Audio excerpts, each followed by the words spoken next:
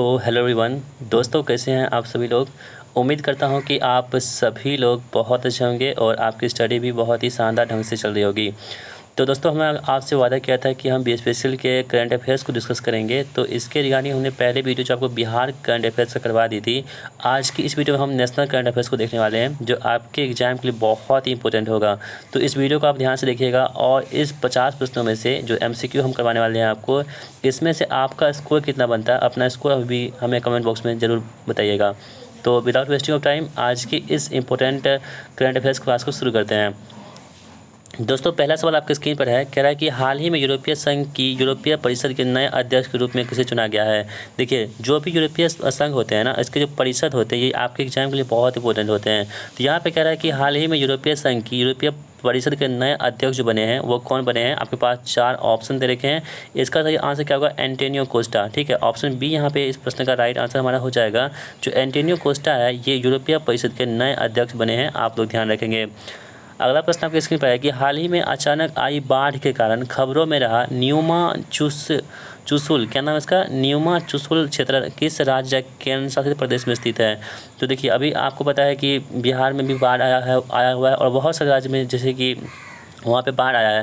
तो यहाँ से खबरों में रहा था एक से कौन सा टर्म, तो न्यूमा चुशुल नाम का एक जो टर्म है वो खबरों में रहा था।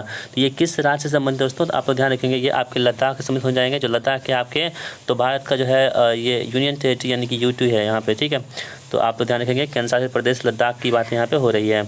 नेक्स्ट प्रश्न हमारा है कि चौथी बिम्स्टेक सुरक्षा प्रमुखों की बैठक के संबंध में निम्नलिखित में से कथनों पर विचार कीजिए। जो चौथी बिम्स्टेक हुआ था सम्मेलन, ठीक है, तो इसमें जो बैठक हुई है इसके बारे में आपके पास 2 ऑप्शन दे रखे हैं। इसके रिगार्डिंग आपको ये बताना है कि कौन सा इसमें ऑप्शन सही है और कौन सा गलत है।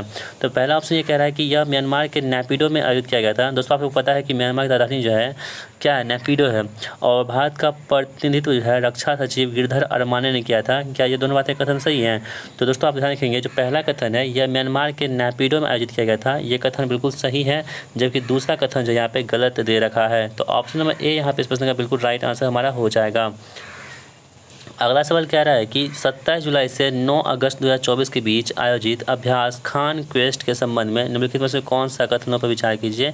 यानी दोस्तों, जो आपको पता है कि मिलिट्री एक्सरसाइज होती हैं, तो इसमें जो हुई है कौन सा, खान क्वेस्ट। तो खान क्वेस्ट किसके बीच में होता है, तो आप लोग ध्यान रखेंगे दोस्तों, जो खान क्वेस्ट होता है ये आपके जो है मंगोलिया की राजधानी उलानबटोर में आयोजित किया गया था। ऑप्शन बी यहाँ पे सही जवाब हो जाएगा। आपको बताना है खान क्वेस्ट जो मतलब कि एक्सरसाइज है, मिलिट्री एक्सरसाइज, ये किसके बीच होता है। यदि आपको पता है तो इसका आंसर आप कहाँ बताएंगे, कमेंट बॉक्स में जरूर बताइएगा। तो यहाँ पे ऑप्शन बी इस प्रश्न का राइट आंसर होगा। केवल 2 यहाँ पर सही है और पहला कथन यहाँ पे गलत दे रखा है। आगे बढ़ते हैं और अगला प्रश्न आपकी स्क्रीन पर है, कह रहा है कि हाल ही में कौन सा देश अपने संपूर्ण जीव जंतुओं के चेकलिस्ट तैयार करने वाला विश्व का पहला देश बन गया है। तो कौन ऐसा देश है जो अपने संपूर्ण जीव जंतुओं की चेकलिस्ट को तैयार किया है। ठीक है, तो ये पहला देश बन चुका है। देखिए, जब भी दोस्तों आपको पता है कि हम आपको बताए हैं, जो भी चीज़ें विश्व में, वर्ल्ड में, इंडिया में या बिहार में पहली बार हुआ होता है, वो आपके एग्जाम के दृष्टिकोण से बहुत इंपॉर्टेंट होता है। तो यहाँ पर भी विश्व का पहला देश बन चुका है दोस्तों, तो ये इंपॉर्टेंट है आपके लिए। ये कौन सा अपना देश, भारत है। तो भारत क्या किया है कि जीव जंतुओं की चेकलिस्ट तैयार करने वाला विश्व का पहला देश बन चुका है। तो भारत हमारे प्रश्न का राइट आंसर हो जाएगा। हाल ही में किस संगठन ने भारत की हरित हाइड्रोजन पहल का समर्थन करने के लिए $1.5 बिलियन के ऋण को मंजूरी दी है। दोस्तों देखिए, जो हाइड्रोजन से चलने वाली हरित हाइड्रोजन पहल है ना, ये बहुत ही इंपॉर्टेंट होता है आपके एग्जाम के लिए। तो यहाँ पे कह रहा है कि इसकी सहायता करने के लिए किसने $1.5 बिलियन के ऋण की मंजूरी दे दी है। तो ये दोस्तों आप ध्यान रखेंगे, ये कौन सा है, विश्व बैंक। ठीक है, वर्ल्ड बैंक जो है, वर्ल्ड बैंक, इसके द्वारा ये घोषणा की गई है कि आपको हम $1.5 बिलियन की ऋण प्रदान करेंगे। और दोस्तों, वर्ल्ड बैंक का जो हेडक्वार्टर है वो कहाँ पे है, वाशिंगटन डीसी यानी कि यूएसए में पड़ता है। तो इसे भी आप लोग ध्यान में रखेंगे। अगला प्रश्न कह रहा है कि मलेशिया की सबसे ऊंची चोटी माउंट किनाबालू पर विजय पाने वाले पहले भारतीय महिला कौन बनी है। तो देखिए, आपको प्रश्न में ही एक प्रश्न छुपा हुआ है कि आप, तो यहाँ पे कह रहा है कि मलेशिया की सबसे ऊंची चोटी जो माउंट किनाबालू है, इसका मतलब आपको प्रश्न में एक प्रश्न छुपा हुआ है कि मलेशिया की सबसे ऊंची चोटी कौन सी है, तो माउंट किनाबालू है। आपको इसी तरह से पढ़ना है। प्रश्न में से एक प्रश्न आप निकाल लिए तो क्वेश्चन आपसे पूछ सकता है कि मलेशिया की सबसे ऊंची चोटी कौन सी है, तो आपको बताना होगा वो कौन सी है, माउंट किनाबालू है। ठीक है, यह प्रश्न हो चुका है। अब कह रहा है कि इस पर विजय पाने वाली पहली भारतीय महिला कौन बन चुकी हैं, और यहाँ भी पहली लगा हुआ है, इसका मतलब ये भी प्रश्न बहुत ही इंपॉर्टेंट है। तो दोस्तों आप लोग ध्यान रखेंगे, इसका नाम क्या है, तो लक्ष्मी झा है। क्या है, लक्ष्मी झा एक महिला है जो मलेशिया की सबसे ऊंची चोटी माउंट किनाबालू पर विजय प्राप्त करने वाली पहली भारतीय इंडियन वुमेन बन चुकी हैं। दोस्तों अगर आपको हमारी वीडियो पसंद आ रही है, वीडियो को अभी से लाइक कर दीजिए, क्योंकि आप बाद में देखना लाइक करना भूल जाते हैं। और अगर आप चैनल पर नए हैं तो चैनल को सब्सक्राइब करना भी मत भूलिएगा। अगला प्रश्न कह रहा है कि संयुक्त राष्ट्र की किस एजेंसी ने हाल ही में वार्षिक विश्व ड्रग रिपोर्ट जारी की है। तो दोस्तों आपको पता है कि यूएन की जो बहुत सारी एजेंसियां होती है, उसके द्वारा किस एजेंसी के द्वारा जो है विश्व ड्रग रिपोर्ट को जारी की गई है, तो आप लोग ध्यान रखेंगे दोस्तों, ये जो एजेंसी है वो कौन सी है, UNODC। क्या है, UNODC जो है ये संयुक्त राष्ट्र की एक एजेंसी है जिसके द्वारा क्या की गई है, तो विश्व ड्रग रिपोर्ट को जारी की गई है। अगला प्रश्न कह रहा है कि निम्नलिखित का मिलान कीजिए। राज्य है और उसके राज्यपाल इसके सामने दे रखा है। देखिए, तेलंगाना के जो राज्यपाल कौन हो जाएंगे, सिक्किम के राज्यपाल कौन हो जाएंगे, झारखंड के कौन होंगे और छत्तीसगढ़ के कौन होंगे। तो दोस्तों आप लोग ध्यान रखेंगे, जो ऑप्शन बी यहाँ पे सही होगा, यानी कि तेलंगाना के जो राज्यपाल हैं वो है जिष्णु देव वर्मा। क्या है, जिष्णु देव वर्मा तेलंगाना के राज्यपाल यहाँ पे हो जाएंगे। और सिक्किम के राज्यपाल कौन से हो जाएंगे, ओम प्रकाश माथुर जो यहाँ पे सिक्किम के राज्यपाल हो जाएंगे। और झारखंड के राज्यपाल कौन हो जाएंगे, संतोष कुमार गंगवार जो हैं ये झारखंड के राज्यपाल हो जाएंगे। और छत्तीसगढ़ के जो राज्यपाल हैं उनका नाम है रमन डेका। तो इसे आप लोग ध्यान रखेंगे। भारत मंगोलिया संयुक्त राष्ट्र सैन्य अभ्यास नोमैडिक एलिफेंट का 16वां संस्करण कहाँ आयोजित किया गया है। दोस्तों आप सबको पता है जो ये भी एक्सरसाइज है और नोमैडिक एलिफेंट जो है इसका नाम है। तो नोमैडिक एलिफेंट जो एक्सरसाइज होती है, मिलिट्री एक्सरसाइज, ये किसके बीच में होती है, तो ये भारत और मंगोलिया के बीच में होती है। इसे आप याद रखेंगे। और ये जो इसका 16वां संस्करण हुआ है, 16th एडिशन जो हुआ है, ये कहाँ पर आयोजित की गई है, तो दोस्तों आप ध्यान रखेंगे ये उमरोई मेघालय में आयोजित की गई है। ठीक है, तो क्वेश्चन आपसे पूछेगा जो भारत और मंगोलिया के बीच में संयुक्त सैन्य अभ्यास होता है उसका नाम क्या है, नोमैडिक एलिफेंट है, जिसका 16वां संस्करण कहाँ आयोजित की गई है। तो ध्यान रखेंगे दोस्तों, कहाँ पे, उमरोई के मेघालय में स्थापित की गई है, मतलब कि आयोजित की गई है। अगला प्रश्न कह रहा है कि जुलाई 2024 में आइडियाज़ फॉर लाइफ पहल किसने शुरू की है। तो ये भी इंपॉर्टेंट है आपके लिए। यह है केंद्रीय पर्यावरण एवं जलवायु परिवर्तन मंत्री भूपेंद्र यादव के द्वारा जो है इसको शुरुआत की गई है। कौन सा पहल है, आइडियाज़ फॉर लाइफ पहल की शुरुआत की गई है। ऑप्शन ए यहाँ पे राइट आंसर हो रहा है। भारतीय अंतरिक्ष अनुसंधान संगठन का दूसरा स्पेस पोर्ट कहाँ स्थापित किया जाएगा। ये दोस्तों ये जो प्रश्न है ना, आपके अभी रिसेंटली बिहार पुलिस का एग्ज़ाम हुआ था। ठीक है, तो इस एग्ज़ाम में आपको ये प्रश्न पूछे गए थे। जो 18 जुलाई को एग्ज़ाम हुआ था, उसी एग्ज़ाम में प्रश्न पूछा गया था कि भारतीय अंतरिक्ष अनुसंधान का दूसरा स्पेस पोर्ट कहाँ स्थापित किया जाएगा। तो दोस्तों आप लोग ध्यान रखेंगे, ये जो है ना आपको तमिलनाडु में स्थापित किया जाएगा। तो बिहार पुलिस में क्या था कि तमिलनाडु नहीं दिख के तमिलनाडु में किस जगह पे था वो प्रश्न पूछा गया था, लेकिन यहाँ पे सिर्फ आपके राज्य पूछे जा रहे हैं। तो आप लोग ध्यान रखेंगे, तमिलनाडु में इसका दूसरा स्पेस सेंटर बन रहा है, किसका, इसरो का। दोस्तों इसरो की बात करें हम तो इसकी स्थापना कब हुई थी, तो 1969 यानी 1969 में इसकी स्थापना होती है। और वर्तमान में जो चेयरपर्सन है वो कौन है, एस सोमनाथन है। इसे भी आप लोग एडिशनल फैक्ट की तरफ से याद रख सकते हैं। अगला प्रश्न क्या है कि हाल ही में किस सरकारी एजेंसी ने संपूर्णता अभियान शुरू किया है। दोस्तों ऐसा कौन सा सरकारी एजेंसी है जिसके द्वारा संपूर्णता अभियान को अभी रिसेंटली में शुरू किया गया है। तो दोस्तों आप लोग ध्यान रखेंगे, इसका नाम क्या है, नीति आयोग। ठीक है, मोस्ट इंपोर्टेंट, बहुत चर्चा में रहता है दोस्तों नीति आयोग। इसकी स्थापना कब हुई थी, तो 1 जनवरी 2015 ईस्वी को इसकी स्थापना होती है। और उसके जो हेड होते हैं वो कौन होते हैं, तो PM होते हैं। जो वर्तमान में PM होते हैं वही क्या होते हैं, इसके अध्यक्ष होते हैं। और इसके जो मतलब अभी माधवी पुरीभुज जो है इसके जो उपाध्यक्ष हैं। और CEO कौन है, तो इसके CEO दोस्तों कौन है, तो सुब्रमण्यम अय्यर जो है इसके CEO हैं। इसे भी आप लोग ध्यान रखेंगे, ये सभी एडिशनल फैक्ट आपको हम बता रहे हैं। अगला प्रश्न कह रहा है कि हाल ही में समाचारों को में चर्चित जंक DNA क्या है। दोस्तों आपको पता है कि DNA क्या होती है, डाई न्यूक्लिक एसिड होती है। तो यहाँ पे जंक DNA की बात हो रही है, तो ये कौन सी है। ये जो टर्म होते हैं ना, जैसे जो इंपॉर्टेंट टर्म होते हैं, जो बायोलॉजी के या साइंस के टर्म होते हैं, जो नए नए खबरों में रहते हैं, यही आपको एग्जाम में पूछे जाते हैं। तो यहाँ पे कह रहा है कि हाल ही में समाचारों में चर्चित जंक DNA क्या है। तो दोस्तों ये जो जंक DNA है, ये आपके DNA के गैर कोडिंग क्षेत्र को हम क्या बोलते हैं, जंक DNA के नाम से जानते हैं। ऑप्शन बी सही जवाब हो जाएगा। हाल ही में प्लास्टिक रिसाइक्लिंग और स्थिरता पर वैश्विक सम्मेलन GCPRS का उद्घाटन कहाँ किया गया है।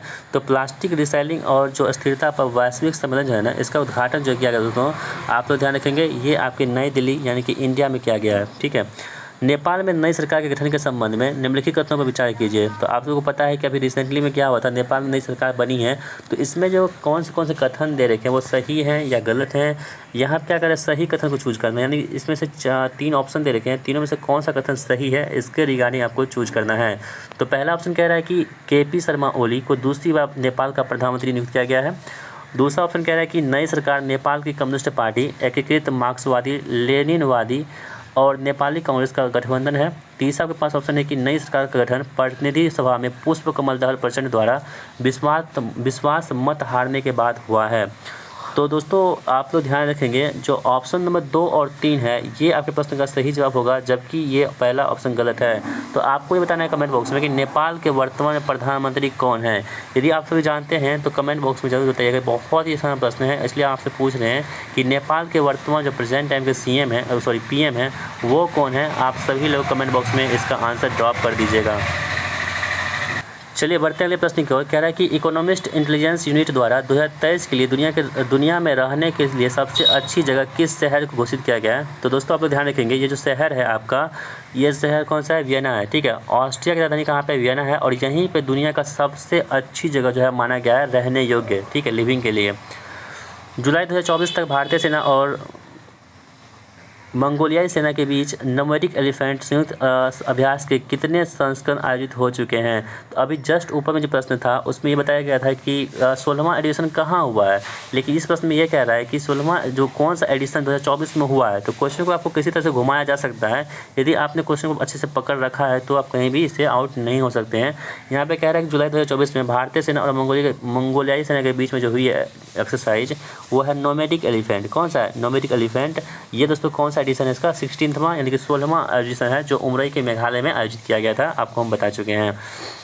किस देश ने दुनिया का पहला होलोग्राफी 3D तकनीक युक्त बैंक नोट लॉन्च किया है। आपको दोस्तों पता है कि होलोग्राफी में 3D का यूज होता है, और 3D युक्त जो बैंक मतलब कि युक्त बैंक को लॉन्च किया गया है, नोट को लॉन्च किया गया है, वो लॉन्च किया किसके द्वारा, जापान के द्वारा किया गया है। ठीक है, जापान जो दोस्तों देश है ना, इसके द्वारा ही ये बैंक नोट लॉन्च किया गया। और जापान की जो मुद्रा दोस्तों क्या है, वो कौन सा, येन है। इसे भी आप लोग ध्यान में रखेंगे, जापान की मुद्रा क्या है, येन है। कहाँ पर दुनिया की सबसे पुरानी ज्ञात गुफा की खोज हुई है। तो दोस्तों आप लोग ध्यान रखेंगे, यह इंडोनेशिया के सुलावेसी द्वीप पर है ना, दुनिया का सबसे पुरानी ज्ञात गुफा की खोज हुई है। Option C will be the right answer. Next question is, किस देश ने हाल ही में उन्नत पृथ्वी अवलोकन उपग्रह ALOS-4 को लॉन्च किया है। तो देखिए, उन्नत पृथ्वी अवलोकन ग्रह है, क्या नाम इसका, ALOS-4 है। इसको जो लॉन्च किया गया है दोस्तों, ये आप ध्यान रखेंगे, ये जापान के द्वारा लॉन्च किया गया है। कौन सा, उन्नत पृथ्वी अवलोकन उपग्रह ALOS जो है 4 नाम है इसका, ये किसके द्वारा लॉन्च किया गया है, जापान देश के द्वारा लॉन्च किया गया है, ध्यान रखिएगा। अगला दोस्तों प्रश्न आपकी स्क्रीन पर है कि यूनेस्को द्वारा हाल ही में कौन सी पहल शुरू की गई थी। तो यूनेस्को द्वारा जो अभी रिसेंटली में जो पहल शुरू की गई है, इसका नाम क्या है, going together for youth creativity and well being.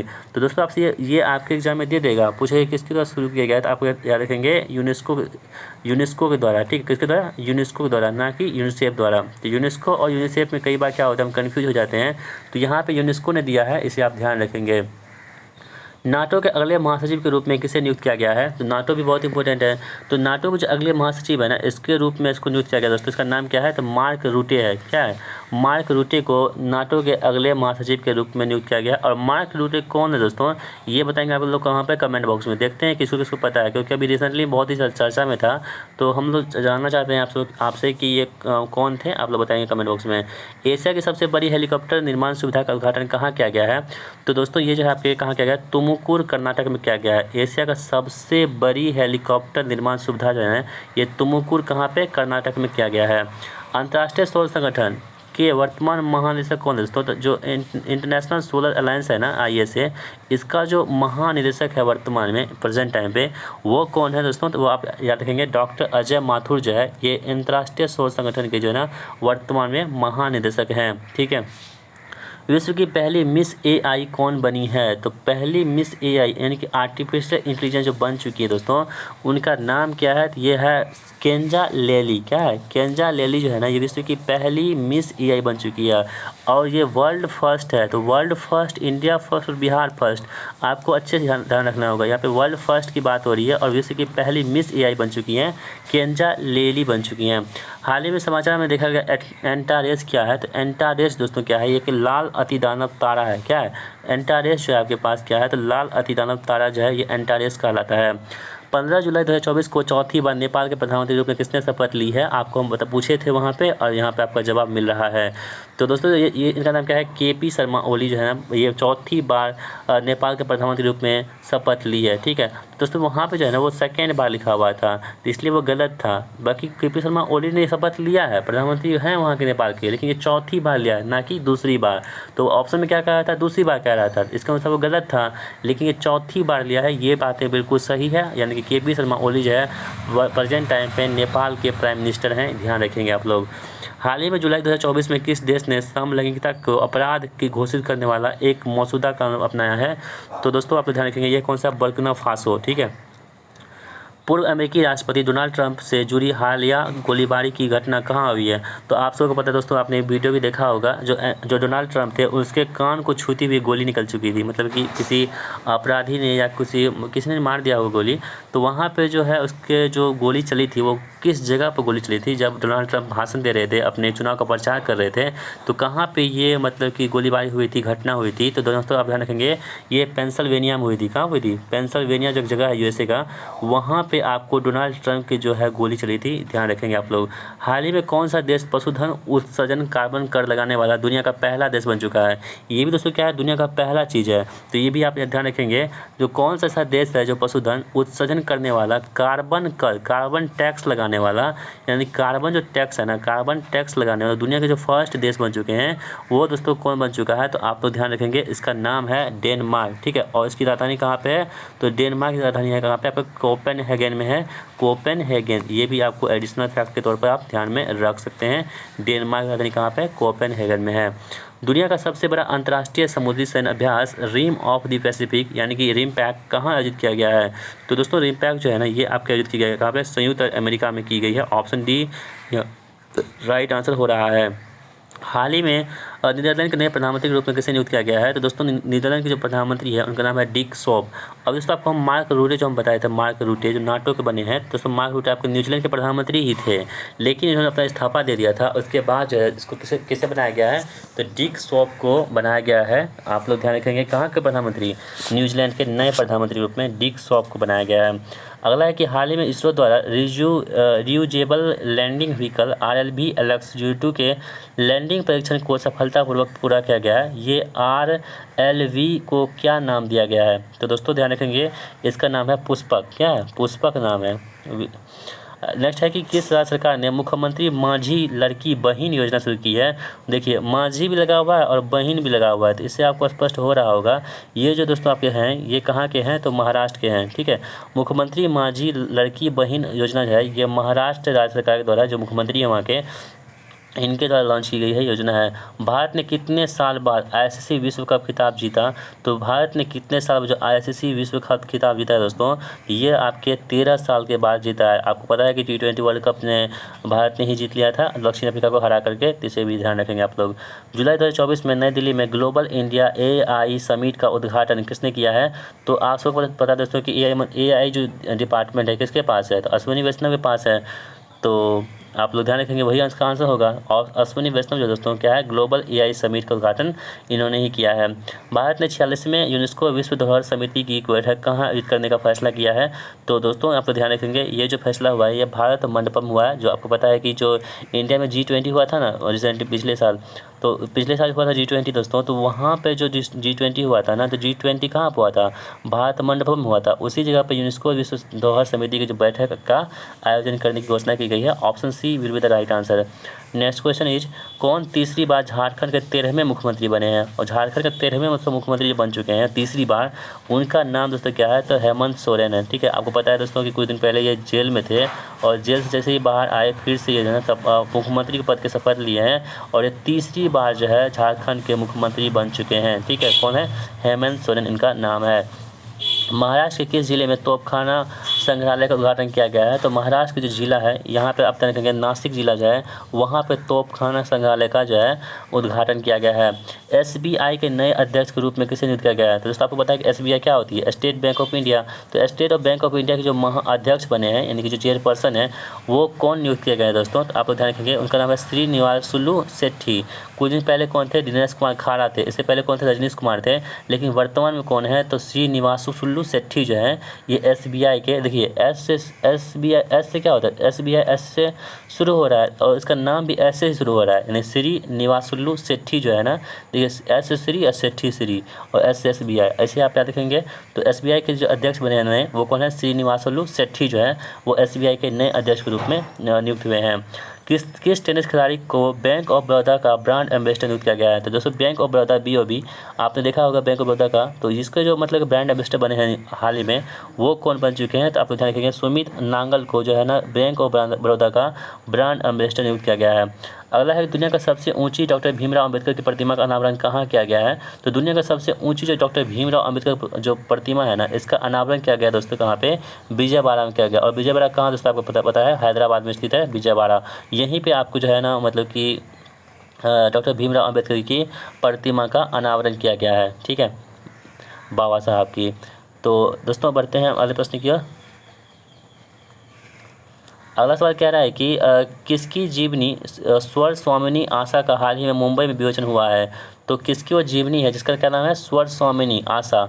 इसका हाल ही में मुंबई में विमोचन हुआ दोस्तों। ये आपके ध्यान रखना है आपको, ये है आशा भोसले की। आशा भोसले आपको पता है दोस्तों कौन थे? तो आशा भोसले एक गायक थे और इसकी जीवनी है वो स्वर स्वामिनी आशा। आशा नाम लिखा हुआ है यहाँ पे, तो आशा यहाँ पे लिखा हुआ है। तो ये क्या है? इसकी जीवनी है, मुंबई में विमोचन हुआ है आशा भोसले की।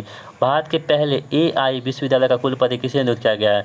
मोस्ट इंपॉर्टेंट दोस्तों प्रश्न हमारा है ये, जो भारत के पहले AI है ना विश्वविद्यालय यानी आर्टिफिशियल इंटेलिजेंस जो यूनिवर्सिटी है इसका कुलपति जो है चांसलर किसे नियुक्त किया गया है दोस्तों?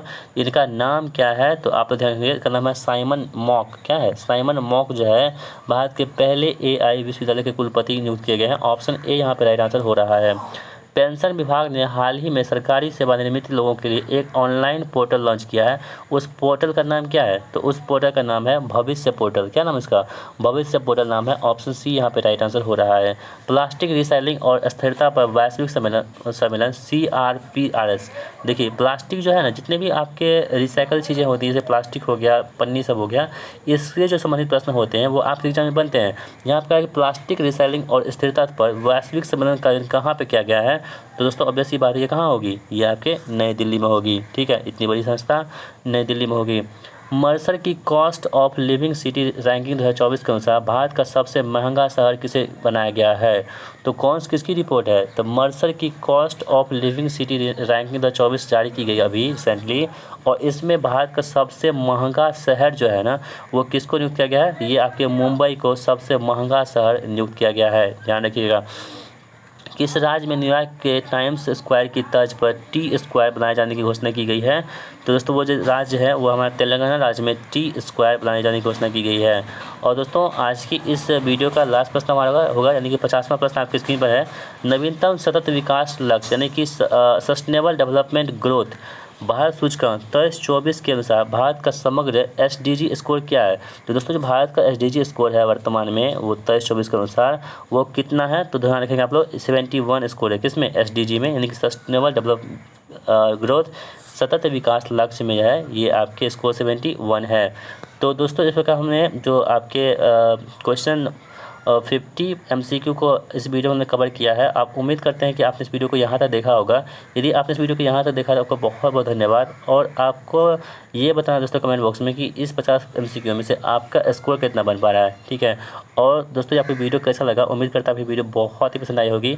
अगर दोस्तों आपको हमारी वीडियो पसंद आए तो वीडियो को लाइक कर दीजिएगा और इस वीडियो को अपने दोस्तों के साथ भी शेयर कर दीजिएगा। तो चलिए मिलते हैं नेक्स्ट वीडियो में, तब तक के लिए जय हिंद, वंदे मातरम।